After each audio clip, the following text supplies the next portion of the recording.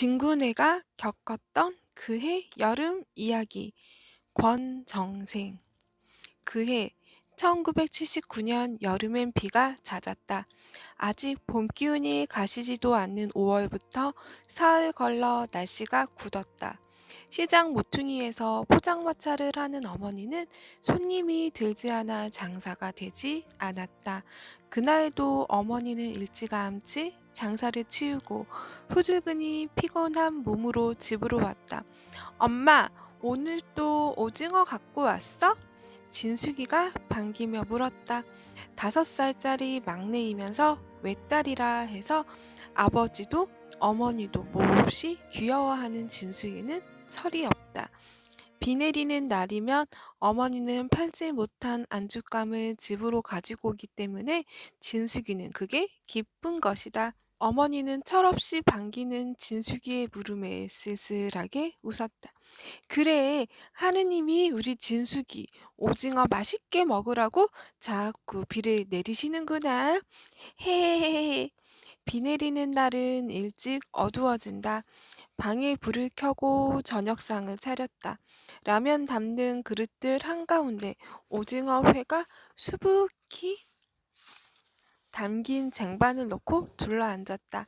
진구네는 어머니가 팔다 남긴 술 안주 회를 자주 먹었기 때문에 진구도 진수도 진숙이도 모두 일찍부터 회 맛을 잘 안다. 진수와 진숙이는 젓가락으로 오징어를 집어다 부지런히 먹는다. 진구는 머뭇거리며 어머니 눈치를 봤다. 오늘 장사를 놓치고 이걸 먹어버리면 어머니는 또 무엇으로 내 장사를 할는지 걱정이 되었기 때문이다. 진구야, 넌 왜 어서 안 먹고 그러고 있니? 어머니는 초고추장 그릇을 약간 밀어 진구 앞으로 옮겼다. 응, 먹을게. 진구는 얼른 젓가락으로 곱게 다져놓은 오징어회를 집어다 고추장을 묻혀 입으로 가져갔다. 먹을 때만은 걱정이 절로 없어진다. 새 아이들은 부지런히 회를 집어다 먹고 나서야 각자 앞에 놓인 라면을 먹기 시작한다. 배가 뿌듯하게 불러온다. 떡장수 집 아이들은 떡이 팔리지 않으면 떡으로 끼니를 때우듯 이렇게 진구네는 오징어 회로 저녁을 대신한 셈이다. 저녁을 먹고 아이들이 책을 펴놓고 숙제를 하려고 하는데 밖에서 누가 불렀다. 진구 어머니, 좀 봐요. 집주인 아주머니였다. 어머니가 문을 열었다. 들어오셔요. 진지는 잡수셨어요? 먹었어요. 아주머니는 들어와 어머니와 마주 앉았다. 진구는 꼿꼿이 앉아 주인 아주머니의 말소리에 귀를 기울였다. 아까 낮에 방을 얻으러 왔어요. 어? 방을 얻으러 오다니요? 어머니가 황급히 물었다. 진구네가 밀린 방세를 못 내고 있으니 다른 분에게 세를 줘야지 않겠어요? 그래서 다음 달에 그분에게 주기로 약속했어요. 네? 난 다만 알려드리는 것뿐이에요. 그렇게만 알고 속히 방을 비우도록 하세요. 어머니는 아무 말도 못했다. 아주머니가 돌아가고 나서도 역시 어머니는 입을 다물고만 있었다. 방세 이야기는 수없이 했었다. 그때마다 어머니는 사정을 하고 여태까지 꼭 5달을 미뤄온 것이다. 집주인의 원망을 할 수도 없는 처지이다. 그쪽도 넉넉한 집안이 아니어서 이렇게 새빵을 놓아 살아가고 있는 터이기 때문이다. 엄마, 나 구두 닦기 할까? 갑자기 친구는 활짝 웃으며 말했다. 구두 닦기? 그래, 태식이 형은 시내 빌딩 2층에서 구두 닦는데 나도 부탁하면 될 거야. 태식이 형은 건너집 주먹호 할아버지의 손자이다. 중학교 3학년 나이지만 학교엔 다니지 못하고 구두 닦기를 한다. 대신 검정고시를 보려고 틈만 있으면 공부를 하는 착한 형이다. 태식이 형은 진구와는 아주 친한 사이이다. 태식이가 널 구두 닦기 시켜준다더. 그럼 시켜줄 거야. 그렇담 해보려무나. 어머니는 쉽게 허락했다. 뜻밖이다. 정말이지? 내가 언제 거짓말 하더냐? 어, 오히려 이번에는 진구가 말문이 막혔다. 너무도 쉽게 말해버리는 어머니가 조금은 서운하기도 했다. 절대 못한다고 하실 줄 알았는데 그게 아니기 때문이다. 엄마가 굉장히 어렵게 되었나 보지? 그러니까 내가 구두 닦기 하려는 걸 쉽게 허락하시는 거야. 이튿날 아침 어머니는 진구에게 말했다. 진구야, 어제 저녁에 한 말 다음으로 미루자. 엄마가 열심히 해서 모든 걸 꾸려갈 테니까. 응? 방을 비워줘야 하잖아. 엄마가 해결한다니까. 친구는 입을 다물었다. 결국 어제 저녁 어머니가 쉽게 대답한 것은 참말이 아니었던 것이다. 날씨는 맑게 개었다. 어머니는 장사 준비를 하느라 시장으로 가고 진구와 진수는 학교로 갔다. 혼자 남은 진숙이는 집 보기가 지루하여서 시무룩하게 서 있었다. 한 주일 동안 어머니의 장사는 그런대로 잘 되었다. 그런데 사건이 생겼다. 한 길에 물건을 버려놓은 잡상인들을 단속하기 시작한 것이다. 철이 바뀔 때마다 그리고 무슨 행사가 있으면 단속이 있었지만 이번엔 아주 심했다. 어머니의 포장마차를 경찰들이 아주 부셔버린 것이다. 왜 부셔요? 왜 부셔요? 어머니는 애원을 하다가 끝내 발악을 했다.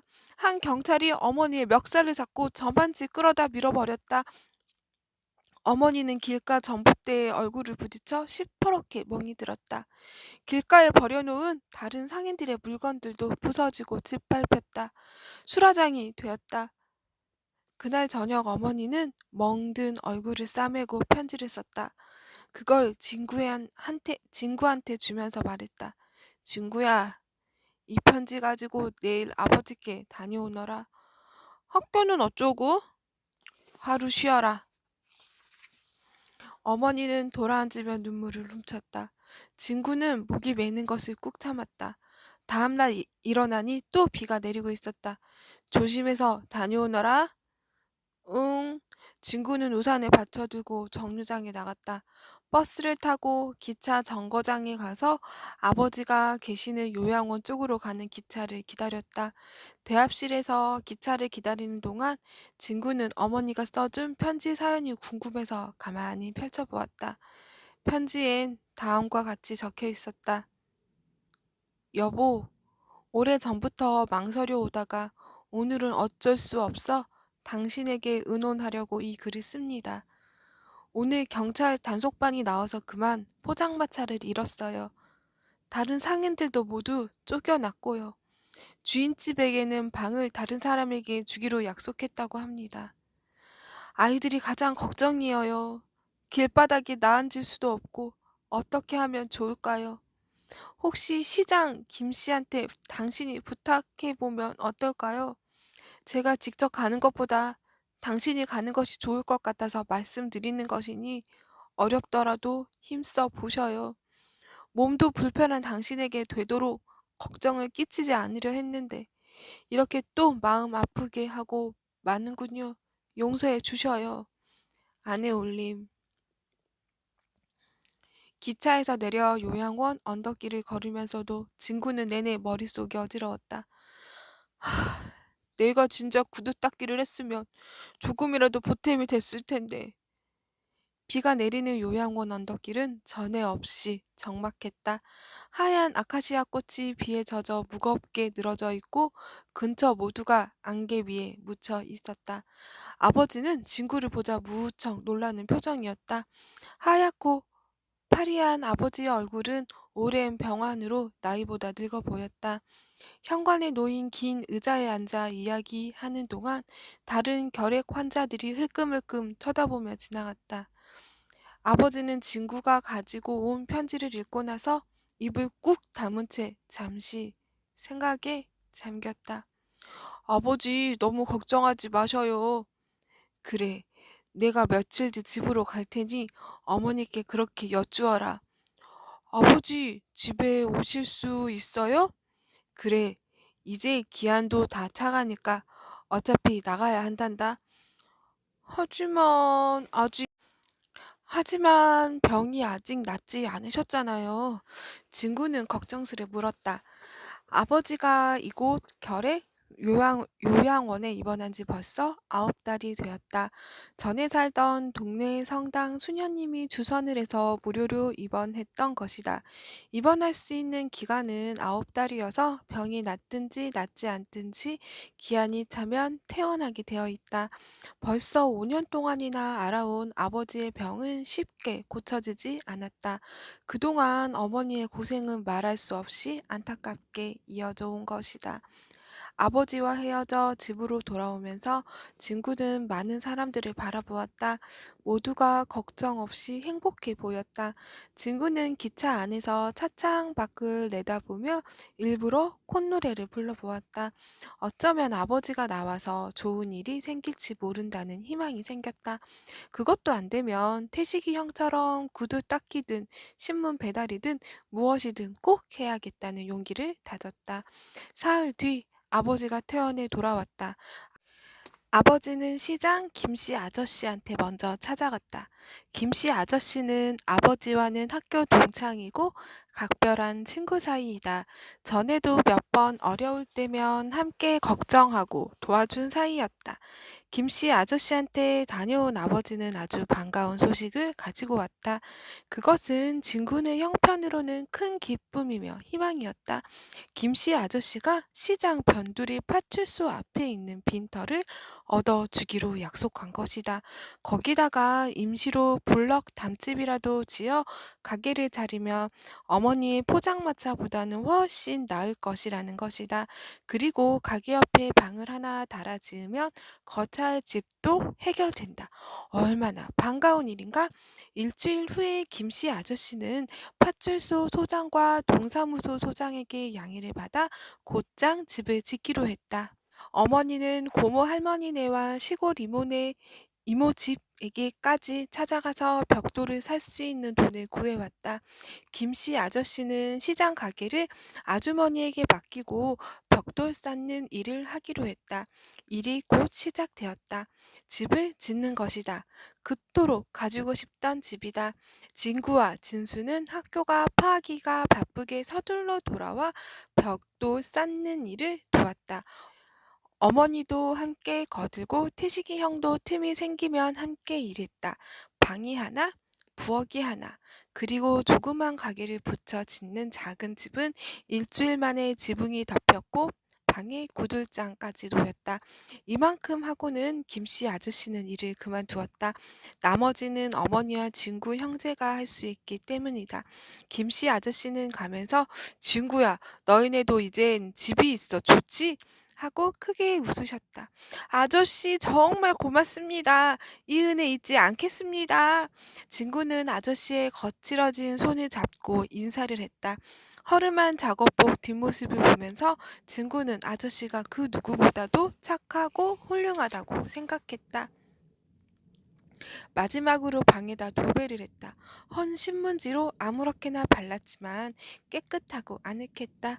이사하던 날 여태까지 살던 새방 주인에게 그동안 밀렸던 방세를 내놓았다. 주인 어머니는 돈을 받아들고 한참 동안 망설이더니 꼭 한 달치 돈을 따로 세어 도로 내놓았다. 이거 가지고 가셔서 보태 쓰세요. 그동안 제가 너무 무린정하게 해드려 죄송합니다. 저희도 넉넉하다면 그렇게까지는 안 했을 거예요. 그렇지 않아요. 저희가 얼마나 미안했는지 몰라요. 매월 드렸으면 살림에 아쉽지 않게 쓰셨을 텐데 정말 죄송했어요. 어머니는 아주머니가 내민 돈을 도로 떠다 밀었다. 아니에요. 작지만 제 정성이니 받아주셔요. 아주머니는 굳이 어머니의 손에 그 돈을 쥐어줬다. 이삿짐은 김씨 아저씨와 건너집 태식이네 할아버지 그리고 태식이랑 진구 형제들 모두가 리어카 세대에 나누어 싣고 갔다. 진구는 태식이 형과 둘이서 리어카를 끌고 떼밀고 가면서 줄곧 짓거렸다. 형, 나도 학교 졸업하면 형하고 같이 구두 닦기 할 테다. 학교라니, 고등학교니 대학교니? 아이, 지금 다니고 있는 국민학교 말이야. 하고 싶으면 지금이라도 하려무나. 농담 아니야, 형. 안 그래도 지난번 엄마가 하던 포장마차를 잃어버렸을 때 형한테 가려고 했었어. 학교는 그만두고. 태식이 형은 말없이 듣고만 있었다. 엄마가 앞으로 장사를 하셔도 우리 식구 먹고 살고 중학교까지 다닐 수는 없을 거야. 아버지 병환이 그때까지는 나으실 게 아니니? 아버지 병환은 낫기 힘들댔어. 양쪽 폐가 모두 상해 있어. 지금도 기침을 많이 하시거든. 아이, 그렇지만 쉽게 낙심하지는 마. 아직 졸업하기까진 3년이나 남았잖니? 그쯤 이야기하고 그만두었지만 진구는 왠지 마음이 자꾸 어두워졌다. 이사한 다음 날부터 어머니는 장사를 시작했다. 탁구대 크기만한 가게에다 판자로 만든 식탁 하나와 그 식탁 양쪽에다 역시 긴 판자 걸상을 놓고 술을 팔았다. 김씨 아저씨가 시장 여러 아저씨들을 데리고 와서 개업 축하를 해주고 술을 팔아주었다. 어머니는 전 포장마차보다는 일이 수월해졌다고 했다. 손님이 그렇게 많은 편은 아니지만 그런대로 살아갈 수 있었다. 아버지는 방 안에 누워 있기도 하고 앉아 있기도 하면서 지내지만 그래도 식구들과 함께 있고 전에 새빵살이 때 주인집 눈치 보던 것에 비해 마음 편히 있게 되어 다행이었다.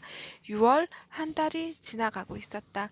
그 6월 금음께 어느 날 시의 환경정비 직원이 지프차를 타고 지나다가 진군의 집 앞에서 멈추었다.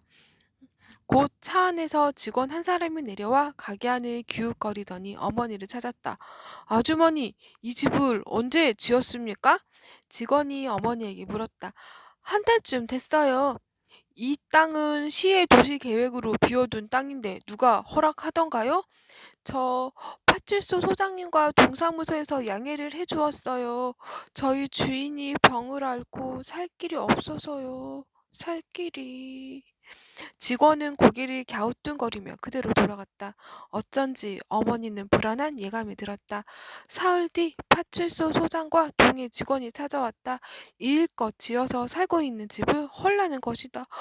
어째서 헐어야 하나요? 어머니는 마른 하늘에서 벼락이 떨어진 듯 놀라지 않을 수 없었다. 이 집은 본래 임시로 지어 살다가 언제든지 시의 지시가 있으면 헐기로 되어 있었습니다. 파출소 소장과 동해 직원은 되도록 부드럽게 설명하고 있었다. 하지만 이제 겨우 한 달밖에 되지 않았어요. 그게 시기가 나빴어요. 며칠 뒤 미국 대통령의 친선 방문이 있어 거리를 깨끗하게 정리해야 하니까요. 어머니는 갑자기 말문이 막혔다. 사람이 살고 있는 집이 쓰레기처럼 다뤄지는 일도 있는가 싶었기 때문이다. 급하니까 내일로 철거하시기 바랍니다. 그때 방 안에 누워있던 아버지가 내다봤다. 그게 무슨 말씀입니까? 내일 당장 집을 부수라니요. 아버지는 얼굴이 금방 파랗게 질려 떨고 있었다. 그렇지 않으면 시 철거반이 와서 헐어버릴 것입니다. 우리는 더 이상 다투고 싶지 않습니다. 그들은 돌아갔다. 아버지는 일어나 시장 김씨에게 가서 알리고 어떻게 했으면 좋을지 의논을 했다. 김씨 아저씨는 파출소와 동사무소에 찾아가 보기로 했다. 그러나 파출소와 동사무소에서도 시에서 하는 일이니 자기들도 어쩔 수 없다고 하는 것이었다. 진구는 학교에서 돌아와 이 일을 알게 되자 아찔해졌다. 결국 또 고생만 하게 되었구나 싶었다. 집이 헐리면 어떻게 하나. 그보다 고모 할머니와 이모네 집에서 빌려 쓴 돈은 어떻게 갚는 걸까? 다음 날 진구는 학교에 가지 않기로 했다. 엄마, 나 오늘 학교 안 갈 테야. 진구가 그러니까 진수도 따라 머뭇거렸다. 진숙이는 덩달아 눈이 둥그레져 식구들을 쳐다봤다. 괜찮으니까 학교 가거라. 너희들이 무얼 어떻게 하겠다는 거냐? 아버지가 조용히 타일렀다. 하지만 전에 어머니의 포장마차처럼 부셔버릴 수도 있잖아요. 우리 반 세민이네도 무허가 건물이라 해서 집이 헐렸다던데. 그래, 그러니까 더군다나 어쩔 수 없잖겠니? 어머니는 한숨을 쉬었다. 진구는 책가방을 들고 일어섰다. 진구가 나서니까 진수도 따라 나섰다. 거리 여기저기에 커다란 무지개 모양의 간판이 세워지고 현수막이 걸렸다. 모두가 미국 대통령 환영 구호가 커다랗게 적힌 것들이었다. 이틀 동안 아무 일이 없었다. 사흘째 되던 날 철거 반원들이 팔에다 완장을 두르고 몰려왔다. 곡괭이와 망치와 다른 연장들을 들고 있었다. 아버지는 숫제 기가 질려 벌벌 떨기만 했다. 어머니는 울면서 가게 안 살림살이와 그릇들을 꺼내 한 길에다 모아놓았다. 어머니 혼자 하는 것이 힘들어 보이자 철거 반원 몇이서 가게의 식탁과 의자를 꺼내고 방 안에 이불과 옷가지도 꺼내었다. 식탁이 한길가에 아무렇게나 팽개쳐지고 이불이 그 위에 털썩 놓이면서 개켜 놓았던 것이 벌렁 흩어졌다. 길 가던 사람들이 기웃거리며 무심코 지나가기도 하고 약간 놀라는 표정을 짓기도 했지만 아무도 아무 말도 안 했다. 곡괭이와 커다란 망치로 블럭 단벽을 허물기 시작했다. 어머니가 황급히 애원이랬다. 지붕 슬레이트만이라도 쓸 수 있게 해주세요. 그러자 직원 하나가 고함을 쳤다. 진짜 컬나는 집을 왜 여태 그냥 뒀어? 그 중에 좀 늑수그레한 아저씨 한 분이 말했다. 슬레이트는 쓸 수 있으니 곱게 떼어냅시다. 어디 그런 시간이 있어? 내가 하겠소. 아저씨 직원은 못배기를 들고 지붕으로 올라갔다. 슬레이트가 한 장 한 장 벗겨지고 집은 금방 허물어졌다. 진구와 진수가 학교에서 돌아와 보니 집은 온데간데 없이 사라지고 주인은 깨끗하게 정리되어 있었다. 아버지도 없고 진수기도 보이지 않았다. 어머니만이 빈터에 쭈그리고 앉아 진구 형제를 기다리고 있었다. 엄마, 우리 집 어쨌어? 진수가 둘레를 돌아다보며 물었다. 자, 어서 가자. 아버지가 기다리신다. 말없이 멀거니 빈터를 바라보는 진구한테 어머니는 달리듯이 말했다. 어디로 가는 거예요? 아버지 계신데 가야지. 진숙이도 거기 있다. 셋은 힘없이 정류장 쪽으로 걸었다. 진구는 앓고 난 다음처럼 다리가 후들거렸다. 버스를 타고 시의 바깥쪽으로 나 있는 종점에서 내려 개천가 언덕길을 한참 걸었다. 논밭이 넓게 펼쳐지고 시냇물이 깨끗한 들판이 나왔다. 방천뚝이 있고 그 방천뚝 아래는 풀밭이었다. 풀밭 구석에 아버지가 병든 몸으로 슬레이트를 가지고 움막을 짓고 있었다. 그래도 마음 좋은 철거 반원 아저씨가 이걸 여기까지 실어다 주었단다. 자, 어서 너희들도 같이 거들거라. 어머니는 아버지의 손으로 망치를 받아 세워놓은 기둥에 슬레이트를 기대놓고 못을 박았다. 아버지는 여기 앉아 계셔요. 진구는 아버지를 부축해 풀밭에다 앉혀드렸다. 그러고는 어머니를 도와 일을 시작했다. 진수와 셋이서 해 질려까지 부지런히 못을 박고 철사로 비끄러매어 그럴듯한 움막집을 지었다. 진구는 얼마 전에 저 하늘에도 슬픔이란 윤복이의 일기책을 읽었던 것을 생각했다. 그 이야기를 남의 일로만 알았는데 지금 진구네가 그 일기책에서처럼 이렇게 들판에다 움막집을 짓고 살게 된 것이다. 그러나 진구네는 어머니가 있다. 윤복이네에 비하면 얼마나 다행인가? 움막 옆에 돌 몇 개를 모아 솥을 얹고 밥을 지었다. 움막 바닥에 비닐 장판을 깔아놓고 둘러앉아 저녁을 먹었다. 전등불이 없는 움막은 이내 캄캄해졌다. 아버지는 구석 쪽에 눕고 어머니와 친구 남매들은 쭈그리고 앉았다. 엄마, 내일 학교 가는 거야? 진수가 물었다. 진구도 그게 궁금하던 것이어서 진수가 물어준 것이 반가웠다. 학교 가야지. 어떻게 가? 아주 먼데. 일찍 나가 걸어가서 버스 타면 될 게 아니니? 첫석이 많이 들 텐데. 들어도 할 수 없지.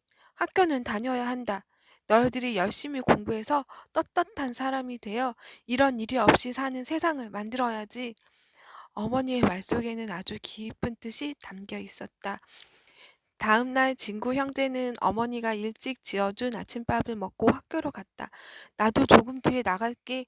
시장에 가서 콩나물이든 무엇이든 팔아봐야지. 그렇게 위태위태한 진구 집에 움집 생활이 시작된 것이다. 어머니는 참으로 대단했다. 억척같이 시장에서 다시 장사를 시작한 것이다. 닥치는 대로 여기저기 다니며 상일도 하고 콩나물도 팔았다. 아버지의 병세가 갑자기 위독해진 것은 옆집으로 와서 보름쯤 지나서부터였다. 아버지는 기침을 심하게 하더니 피를 토했다. 거무죽죽한 피는 조금 뜸해지는가 싶다가도 기침을 하면 다시 올라왔다. 여보, 병원에 가봅시다. 어머니는 곁에서 병간호를 하다가 상태가 몹시 좋지 않다는 걸 깨닫고 그렇게 말했다. 아니요, 괜찮소. 걱정 말고 시장에 가구려. 아이들을 굶겨서는 안 돼요. 아버지는 항상 어머니를 부추겼다. 어머니는 안절부절 못하다가 어쩌지 못하고 다시 시장으로 나갔다. 진수가 아버지 잘 돌봐드리고 이것 잡수시게 해라. 응. 진숙이는 어머니가 수어놓은 미음 그릇을 받아 아버지가 누워 계신 머리밭으로 가져갔다. 그러나 저녁 때 서둘러 어머니가 돌아와 보니 아버지는 눈을 감 아버지는 눈을 감은 채 숨이 끊어져 있었다. 진숙이 혼자서 퉁퉁 부은 눈에 눈물을 흘리고 울고 있었다.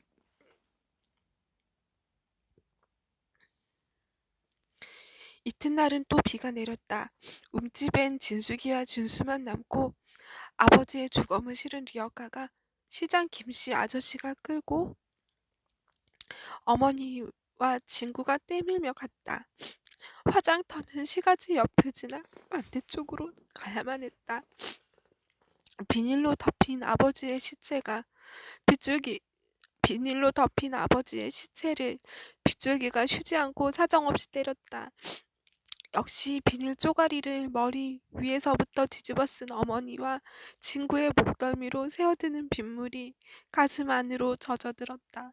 시가지 옆을 지나는데 갑자기 사이렌 소리가 울리며 많은 차들이 옆으로 지나갔다. 저만치 드넓은 길 인도엔 많은 사람들이 우산을 쓰고 줄지어 서 있었다.